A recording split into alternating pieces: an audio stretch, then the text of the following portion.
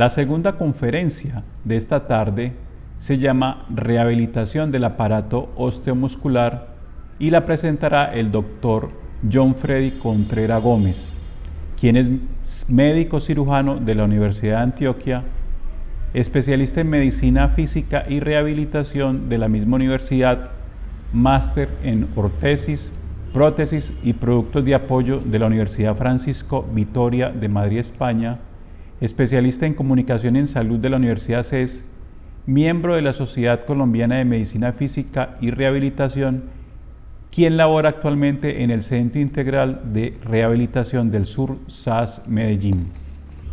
Un saludo cordial para todos ustedes y un agradecimiento muy grande a todos los organizadores de este evento por su invitación y a todos los interesados en este tema de la rehabilitación del aparato osteomuscular. Y es que el sistema osteomuscular brinda un soporte a toda la estructura corporal total, mediante un control neuromuscular integrado al servicio del movimiento, nos permite mantener y controlar las posturas corporales, la motricidad fina y gruesa en todas las actividades de la vida diaria y alcanza su máxima expresión con la eficacia de los movimientos en los deportistas de alta competencia. Está constituido por un tejido conectivo que son todos estos, el hueso, que es un tejido conectivo denso que tiene además funciones hematopoyéticas mediante la formación de elementos celulares sanguíneos, homeostática mediante el metabolismo del calcio y el fósforo en el organismo. Los ligamentos, que están formados por tejido fibroso que brinda una estabilidad estática a las articulaciones, igualmente conformados por los tendones, que tienen tejido fibroso, el cual se inserta más allá de las articulaciones y brinda una estabilidad dinámica adicional. Las fascias, que cubren los músculos y los protegen. Las articulaciones, que están conformadas por cartílago hialino, que son avasculares y se alimentan gracias al movimiento. Y en su ultraestructura tenemos el colágeno, que es esa sustancia extracelular que tiene las características de las células que conforman los tejidos y le da tales características como el osteoblasto en el hueso, los condrocitos en el cartílago y los fibroblastos. Vamos a desarrollar esta charla con el enfoque biopsicosocial de la rehabilitación, la fase de la curación después del trauma y las intervenciones de rehabilitación en cada una de ellas, que se cumplen igualmente para los esguinces, para las distensiones musculares y por último la lumbalgia como una de las causas más frecuentes de consulta en personas con necesidades de rehabilitación. Si echamos una ojeada a la clasificación internacional de enfermedades, observamos que con el código M reúne la mayoría de ellas por centenares, pero en nuestra consulta contamos con 8 como principales causas, dentro de las cuales la lumbalgia sobresale: el síndrome del manguito rotador, la cervicalgia, la mialgia, el síndrome del túnel carpiano, la bursitis, la entesopatía, el esguince y la distensión muscular.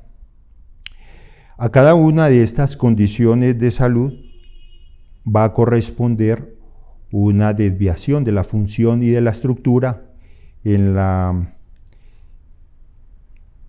clasificación internacional de funcionamiento y discapacidad, cada uno con su código respectivo que puede servir inclusive como instrumento. En el caso, por ejemplo, de un esguince severo de rodilla con lesión severa del ligamento cruzado anterior, le corresponde una alteración de la estabilidad articular, que puede ser de leve a severa en este caso, con una limitación en la movilidad, una disminución de la fuerza secundaria y posiblemente también con un desacondicionamiento aeróbico, que tiene sus implicaciones en el desempeño de las actividades de la vida diaria, como es andar y moverse como un aspecto más sencillo, debidamente también calificado y con su código correspondiente. Desplazarse en el entorno, como subir y bajar escalas, y con repercusiones en la participación, o sea, en la vida del trabajo y en la participación comunitaria. Pero es definitivamente el factor ambiental, el entorno, un elemento facilitador o puede también ser una barrera. Si la persona con una lesión severa de la rodilla tiene acceso a los servicios de salud, el apoyo de los profesionales de salud, intervenciones quirúrgicas, programas de rehabilitación y fisioterapia, posibilidad de adquirir medicamentos y productos de tecnología de uso personal prescritos que le ayuden a moverse, productos de tecnología y de movilidad como bastones y sillas de ruedas, productos de diseño en la construcción y tecnología como rampas, ascensores e inclusive en su mismo sitio de labor, y sobre todo el apoyo de la familia, el apoyo del trabajo y la actitud frente a esta patología es la que hace definitivamente que después de un proceso de rehabilitación se logre con éxito el reintegro en un ambiente protegido. En otro contexto, una persona con amputación bilateral de rodillas, sobre rodillas, tiene una deficiencia y una alteración estructural severa por falta de las extremidades. Tiene una limitación severa para andar, moverse y desplazarse en el entorno. Esto configura una discapacidad en ese paciente, pero si este paciente tiene posibilidad de acceso a los servicios de salud, productos de tecnología para uso personal como prótesis adecuadas para él, que le permitan reintegrarse y participar activamente en sus funciones vitales, a pesar de la limitación, puede considerarse que este paciente no tiene o no está en situación de discapacidad. Después de un trauma vienen unas fases de sanación de los tejidos que se caracterizan en primera instancia inmediatamente por 7 días, una fase inflamatoria con una respuesta vascular, liberación de sustancias inflamatorias y glóbulos blancos que van a permitir que estos tejidos estén libres de infección. Una fase de regeneración que va del día 5 hasta las 5 semanas, inclusive hasta las 8, que se caracteriza por una síntesis de colágeno nuevo, aún muy frágil, y con macrófagos que fagocitan todos los detritos y mantienen limpio el tejido circundante. Y una fase de remodelación que es de maduración y deposición de colágeno 2 con restitución de la fuerza tensil y que va o se alarga más allá del año. En cada una de estas fases habrá una intervención. En la fase de la respuesta inflamatoria, en la que hay mucho dolor por la estimulación mecánica de los nociceptores y edema, se inmoviliza la extremidad con un vendaje de tela no compresivo, protegiendo la articulación con un vendaje de algodón. Esto le permitirá a la persona disminuir o evitar que el edema siga avanzando en lugar de un vendaje elástico, el cual se reserva más bien para estados posoperatorios prolongados de edema por alteraciones posflevíticas y por alteración del sistema linfático como consecuencias o posteriores a un trauma con severas limitaciones. En la fase 2, en la reparación y regeneración, hay una disminución del edema y mejor movilidad, pero el tejido sigue siendo frágil. En la fase 3 hay remodelación, maduración, y en esta fase ya se permiten las cargas.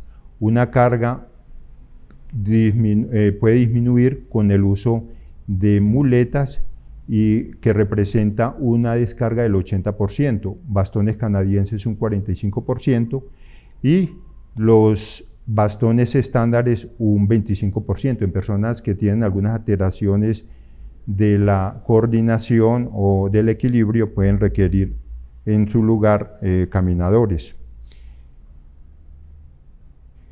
Los efectos adversos de la inmovilización se pueden prevenir.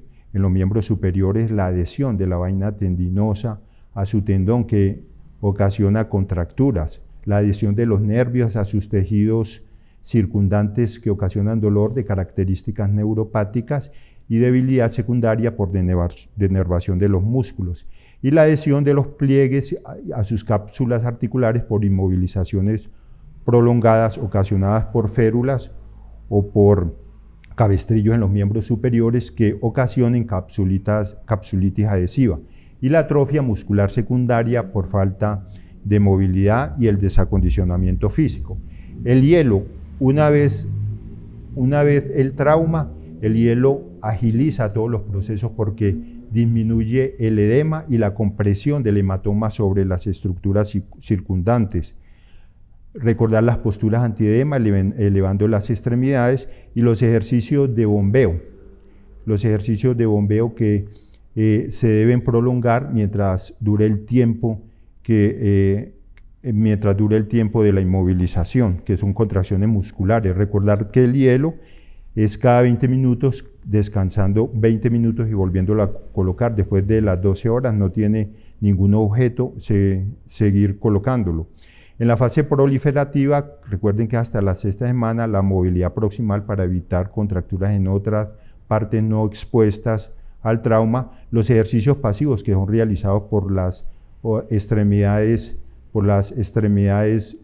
contralaterales o sanas, y los asistidos mientras realizan una actividad voluntaria hasta donde llegue el movimiento, se ayuda con la extremidad sana. El fortalecimiento isométrico, que se caracteriza por una contracción muscular asistida contra una superficie dura en la que no se contrae el músculo. Los ejercicios de fortalecimiento empiezan después de la sexta semana y se caracterizan ya por movilidades activas enérgicas. Se pueden utilizar en los miembros superiores plastilinas terapéuticas, bandas de Teraban, y recordar no utilizar esferas hasta que no esté completamente la movilidad lograda. El entrenamiento funcional, caminando por superficies planas e ir progresando a caminar por rampas, por escaleras, ayudándose con o sin bastón o con las rampas. En esta fase, recordar la propiocepción, que es el movimiento a través de superficies irregulares con conciencia o con plataformas perturbadoras que le permiten lograr esto. Y la pleometría, o sea, el salto en personas de requerimientos funcionales mayores. El esguince que se puede presentar en cualquier articulación, cuando la articulación se extiende más allá de la capacidad del ligamento, y se caracteriza por, en los miembros inferiores, una inversión del tobillo o un cambio súbito cuando la persona está corriendo o saltando, giro del tronco con la extremidad fija. Su clasificación es clínica. Es leve, hay unas pocas fibras afectadas sin ruptura. En el grado 2 hay unas que se rompen, y en el grado 3 hay una completa ruptura, como ocurre aquí: el fíbulo astragalino anterior, fíbulo calcáneo y fíbulo astragalino posterior. Como les dije, el diagnóstico es clínico. Un edema inicial con equimosis hace el diagnóstico de un esguince grado 3 en el tobillo. La evaluación de patrones normales sin apoyo mientras la persona está sentada o en decúbito prono. El patrón de marcha es muy característico, es asimétrico, con un tiempo de duración en la fase de soporte más acortado en la extremidad afectada. Y el dolor a la palpación, con pruebas de estabilidad que nos permiten saber el grado de laxitud. El cajón anterior, fijando la extremidad con desplazamiento anterior y posterior, nos permite ver la traslación de la rodilla y por ende la laxitud del ligamento cruzado anterior. El valgo forzado con rodilla a 30 grados de flexión, que nos permite ver el desplazamiento medial de la rodilla. En el ejercicio terapéutico después de un esguince nos permite primero que la persona pueda reintegrarse lo más rápido posible con actividades ligeras, moderadas, solicitándole restricciones a la empresa donde vaya a laborar. El esguince grado 2 o 3, el tratamiento funcional se limita hasta después de los 15 días, las movilizaciones activas después de retirarlas con soporte de la extremidad en el grado 2 casi inmediato.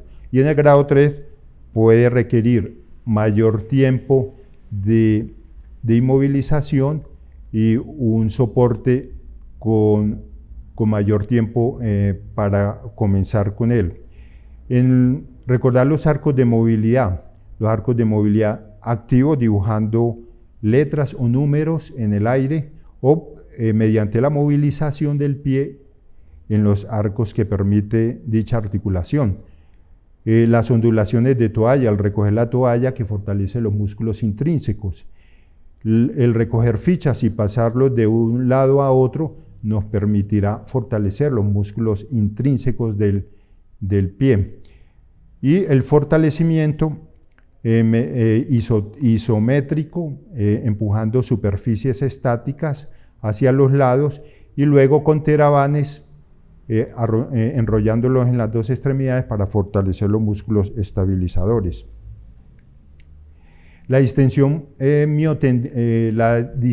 o contracción muscular, cuando es excesiva, que supera la capacidad muscular, va a producir una distensión muscular y es característica en los deportistas de los fines de semana o en aquellos con fatiga muscular o sobrecarga.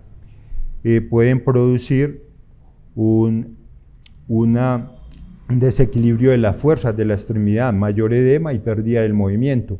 En el grado 1 el dolor aparece después de la actividad sin ocasionar limitación funcional. En el grado 2 una rotura parcial y la quimosis aparece a los 2 días con una limitación que se prolonga más de 7 días. Y en el grado 3 se observa una masa palpable o después de un edema en el lugar que está ocupado por el músculo roto se presenta un hundimiento. Llegamos entonces al dolor inespecífico. El dolor inespecífico, antes de trabajar con este diagnóstico, se deben excluir las causas específicas, algunas de las cuales pueden comprometer la vida del paciente y requieren una referencia urgente o de emergencia al especialista correspondiente.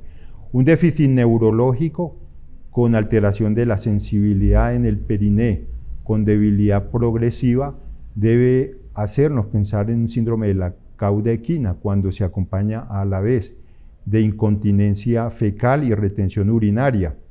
El dolor es sintomático ciático en una radiculopatía o irritación radicular por una hernia del núcleo pulposo. En pacientes con canal estrecho, el dolor lumbar se refiere hasta la extremidad y mejora al sentarse, el cual debe diferenciarse de un dolor claudicante por vasculopatía. La infección que ocasiona fiebre con dolor lumbar, algunas veces sin limitación funcional, cuando es ocasionado por una pielonefritis, que al examen físico se caracteriza por dolor positivo a la puñopercusión. El dolor con un trauma de energía leve en pacientes con osteoporosis o pacientes con uso crónico de esteroides hace pensar en una fractura lumbar, o en un paciente joven con un trauma de alta energía. El cáncer, que se caracteriza por un dolor severo, progresivo, gravativo por la noche, o en aquellos pacientes que han tenido cáncer previo de próstata, de pulmón o de seno, con aparición reciente de un dolor lumbar y con pérdida de peso. En pacientes jóvenes con rigidez matutina y dolor articular, pensar en una espondiloartropatía. Todos estos pacientes deben hacerse una exploración en el consultorio con la espalda despejada, evaluando todos los arcos de movilidad de esta y haciendo una evaluación indirecta de ellos, o sea, ver desde que entran en el consultorio la forma como se sientan, los gestos. Si un paciente se sienta, ya podemos evaluar que mínimo la cadera tiene 90 grados, la rodilla 90 y los tobillos 90. Al levantarse, evaluamos la fuerza de las extremidades. Le solicitamos que haga cuclillas y ya estamos valorando todas estas articulaciones. Al caminar en puntas y talones, estamos evaluando en puntas el miotoma S1, en talones el miotoma L4 o el tibial anterior. Sentado empezamos a valorar los reflejos, L3 el reflejo patelar, S1 el reflejo aquiliano, y podemos aprovechar también para evaluar la fuerza del hallux, que evalúa el miotoma L5. En posición de cúbito dorsal evaluamos cada uno de los dermatomas, L4 el borde medial de la pierna, L5 el borde lateral y por la parte posterior S1. La maniobra de la SEG, o sea la elevación de la extremidad positiva a 30 grados que ocasiona el dolor de irritación radicular. Recordar también la cadera, las rotaciones internas y externas, porque algunos pacientes con dolor lumbar irradiado hasta la rodilla, la causa puede ser la artrosis de la cadera o de la rodilla. Una vez explorados y descartados los diagnósticos anteriores con las ayudas diagnósticas requeridas, que algunos pueden ser necesarios, inclusive mandar resonancia de entrada cuando hay compromiso o sospecha de compromiso medular, o radiografías como el TAC o la radiografía simple en traumas. El 90% del dolor lumbar no se conoce en el dolor inespecífico la causa, probablemente es musculoligamentosa o musculoligamentaria y no se relaciona con las imágenes avanzadas. En pacientes mayores de 30 comienzan a observarse cambios en los discos como disminución o deshidrataciones no relacionadas con dolor, o en pacientes con espondiloartrosis pueden no tener dolor lumbar, y en otros cuyas imágenes están completamente libres de alteraciones, tener dolor severo. En las clínicas basadas en la evidencia de la Sociedad Norteamericana de Espina, conformada por varias especialidades, hicieron estudios con muy buena evidencia o con evidencia razonable y recomiendan en el interrogatorio indagar por antecedentes de dolor lumbar, ya que un 25% de los pacientes pueden tener recaídas al año y un 75% en el resto de la vida.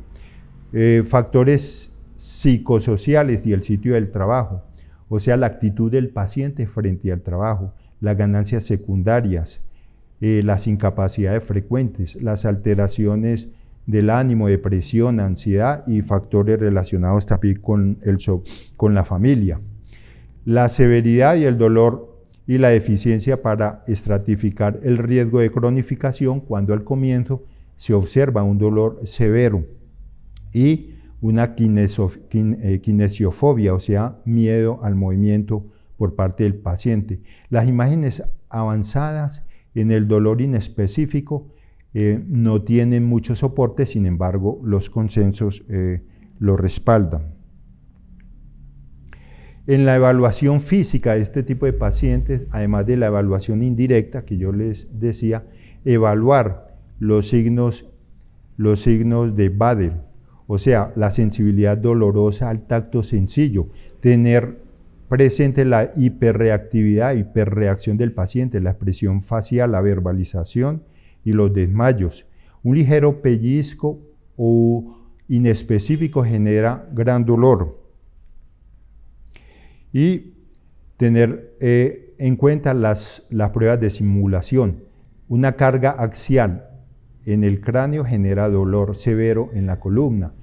El movimiento en bloque de la columna, teniendo mucho cuidado en no rotar el tronco, genera dolor. Y la prueba de distracción, una discrepancia en la elevación de la extremidad extendida, que simula un láser positivo, puede no serlo con una extensión con el paciente sentado y que se supone tiene mayor grado, hasta con 80 o 90 grados. Puede sentir mejoría con esto. Los trastornos regionales de sensibilidad no dermatómica o en calcetín o inespecífica, al tacto suave y al pellizco. Lo mismo que la evaluación de la fuerza muscular, que nosotros la consideramos como una claudicación voluntaria, que es como un signo de la rueda dentada con la fuerza. Y en el tratamiento, en las más clínicas de la Sociedad de Norteamérica, recomiendan no usar antidepresivos. Sugieren los antiinflamatorios no selectivos, tipo naproxeno e ibuprofeno. El uso de esteroides intravenosos u orales no es efectivo. Se sugiere uso de opioides limitado de corta duración en pacientes muy seleccionados. Se recomienda como tópico la capsaicina por un tiempo no mayor a 12 semanas. En el tratamiento no farmacológico se recomienda la terapia cognitivo-conductual en combinación con fisioterapia, que es mejor que la fisioterapia. La terapia cognitivo-conductual es una terapia de autoconciencia y de confrontación con un reforzamiento positivo, o sea, una actitud positiva a pesar de la relación de las sensaciones con su estado actual, que se convierte en un círculo vicioso. Tratamientos dirigidos a evitar el miedo combinados con fisioterapia son mejores que la fisioterapia aparte. Se recomienda grupos de enseñanza dirigidos por un paramédico o un fisioterapeuta, en la que se enseñen destrezas de movilidad, de movimiento, autocuidado y regulación. Se sugiere el calor para el dolor agudo. Se recomienda añadir acupuntura a la atención habitual en el dolor crónico. Y el ejercicio aeróbico tiene muy buen soporte. Se recomienda caminar. En aquellos pacientes que tengan mejor condición física pueden hacerlo de una forma moderada y con mayor frecuencia. No hay una receta que le permita decir a uno cuál es el mejor ejercicio, con qué intensidad. De todas formas, por la evaluación biomecánica que uno observa en dichos pacientes, las contracturas observadas y la debilidad, se recomiendan ejercicios de flexibilidad, 10 segundos con 10 repeticiones cada uno, y los de estabilización, 10 segundos de 5 a 10 repeticiones. Observa uno con mucha frecuencia retracción de los flexores de cadera. Entonces se lleva una rodilla al pecho y se estira contra el suelo la otra extremidad. Se estiran los paraespinales bajos llevando las dos rodillas al pecho. Se separan las rodillas para estirar los aductores. Se estira la pierna para mejorar la flexibilidad de los isquiotibiales. Y la estabilización, se levanta la pelvis la pelvis y se deja sostenida 10 segundos, o los ejercicios de propiocepción, como este de alcance, intercambiando, dejando unos segundos en una extremidad y otros segundos en la otra. En conclusión, tenemos que un tratamiento del dolor agudo se debe educar al paciente. Se le va a decir que se va a resolver, que es algo benigno y que no va a pasar más allá de las 6 semanas. Estrategias de autocuidado, las posturas, sentarse, acostarse, no ver televisión en la cama. Usar un colchón que le permita, cuando duerma de lado, tener la columna lo más derecha posible. Técnicas para levantar objetos con la columna estrecha y lo más cercano al cuerpo, al peso que se va a levantar. El reposo en cama no debe ser estimulado, estar activo en la medida del dolor. Considerar analgésicos como acetaminofén, que se puede usar por largo término, los AINES teniendo en cuenta los efectos adversos gastrointestinales, cardiovasculares y renales. Los opioides, como decía, en ciertos pacientes y corta duración por el efecto de ser o de poder o de habituarse con ellos. La reevaluación después, en pacientes crónicos, el ritmo y la actividad, reforzar la función más que las cosas negativas. Y la actividad física aeróbica es muy importante, lo mismo que los analgésicos, que pueden ser acetaminofén combinados con cafeína, que se pueden dar por largo tiempo. Bueno, muchísimas gracias. Eso es todo lo que tengo para ustedes hoy. Muchas gracias.